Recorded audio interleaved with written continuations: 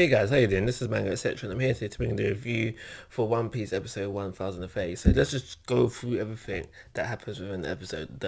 Anyway, we have Sanji within this episode, and really with the Sanji stuff is what's important about it, his scene within the episode is that we learn two things. One, that's exactly how he ended up with Zoro, and two, he has now run into Kapapa, and I can't remember who else was with him, but we now know that they are heading to help out with things going on in the Performance 4. We know previously that Sanji was on his way to Momo, but upon finding out that Kinemon is on his way, he entrusts Kinemon with this mission, so he's kind of like, what should I do now then? And then that's when Zoro, he suggests, the Performance floor, so that is where they're heading now. So we learn, as like I said earlier, we learn how Sanji ended up with Zoro. Law comes crashing down. That happens to be the same place where Sanji is, and Law leaves Zoro with Sanji, where he goes on to help Kid, who is after Big Mom. So it's going to be, so far, Kid and Law versus Big Mom. And Sanji does say something interesting within this episode. It's like, why don't you tend to him? Talking about the wounds that Zoro has now suffered, 20 to 30 broken bones, need a doctor, maybe Chopper can help once they get there. But I still stand by what Sanji says, even if Law was in a rush to go help Kid, I'm pretty sure, Law should have attended to the injured before attending to, the plot, the plot, if you will. But it is what it is. Sanji was the one who bandaged up Zoro to look like, what's that thing called again? You know what I'm talking about anyway. And that's why they're in the current predicament. But like I said, that's two main important things to come out of Sanji scene. I got nothing more to say on that. What else happened? So we flip over, we go back to Nami, and obviously we know Nami on the warpath because OT attacked Otama, and so she's angry, she's out for blood now, and she goes on the attack only to know her initial hit from last episode that hits, but this episode not looking too good for Nami. She does go for a tornado temper, I do believe it's called, but that don't hit. It hits fodder, but it don't hit the main course.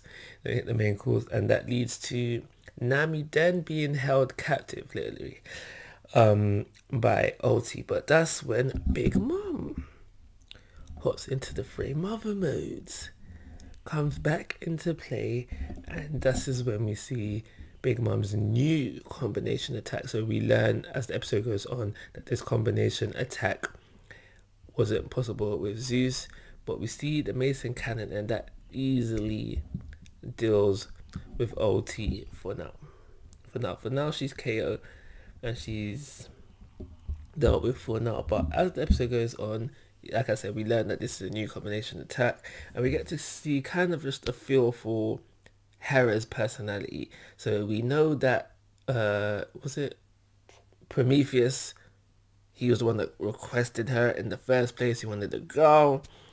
But we also know that Napoleon, he's kind of feeling her too. So they're both kind of after her. But Hera's like, no. Relax. I ain't interested. I'm only here to serve Big Mom.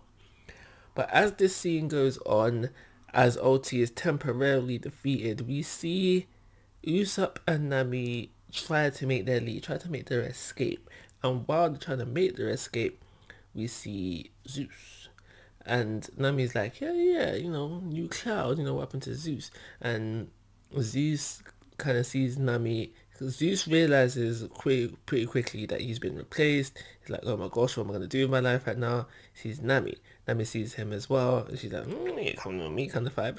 And then, gets upset again. But then Big Mom realizes Zeus is in the vicinity, and then Zeus tries to play off like, yeah, Big Mom, sorry I'm late, I was coming, got helped up, see we got a new recruit, four of us were going to do some beautiful things together, that kind of vibe. But Big Mom's like, sorry bro, you're getting cut from the squad. And obviously no one would take that news very very lightly. So we see the disappointment from Zeus, and let's come and leave things off with them for now. And so the last thing I want to talk about is all the Luffy versus Kaido stuff we have got since Luffy said, "I'll take it from here," kind of thing. Because of now I can talk about it more freely. In the manga, we have that scene where Luffy's like, "I'll take it from here," and then the next time we see Luffy is when he's fallen off the cliff. So what the anime has very kindly done for us is fill in what exactly happened between that time.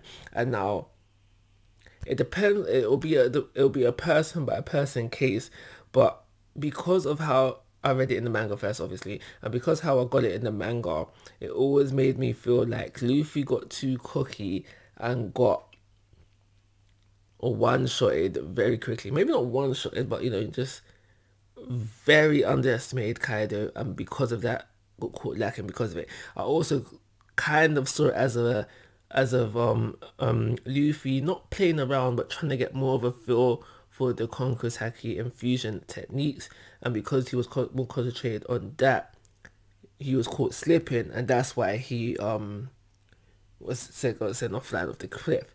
But because of what the anime has filled in, it seems more like Luffy was, because I can't say he was having a hard time because he was still getting hits in, he was still trading blows, but obviously the advantage was in Kaido's favor. That's the way I feel like the things were portrayed. And when it came all down to it, what sent Luffy over the cliff just seemed like a minor mishap, in the case of he should have veered left when he veered left when he should have veered right kind of scenario, and not outright outclassing by Kaido. And like I said, it's a person by person case on how you feel about that. I personally kind of feel like it makes I personally am more of a fan of my idea of how he was trying to get a grasp for the Konkosaki infusion techniques more, and because of that he got caught lacking kind of thing. But it is what it is. What we see in anime makes it clear cut that Luffy has gotten stronger since learning this, especially within this episode, because he was only, actually no, that's a lie, because there was one gift attack, but for the majority of the fight he's only fighting in base. So we can see just how stronger Luffy has got from learning the Ryu Haki, from learning the Konkosaki infusion. So it's good in that place where it clears up any confusion of just how strong Luffy has gotten, whereas within the manga, clearly by my example, there was so much to interpret and what happened between that gap. So it's good because it feels that knowledge, and possibly bad for some because it may have taken away from what you thought had happened. And that's everything I got to say about this episode. Yeah. So I will give it a 3-star rating. Like I was guys, I'm asking for your thoughts and opinions. If you haven't already, please come to my YouTube channel. But most importantly, take care. Have a nice day.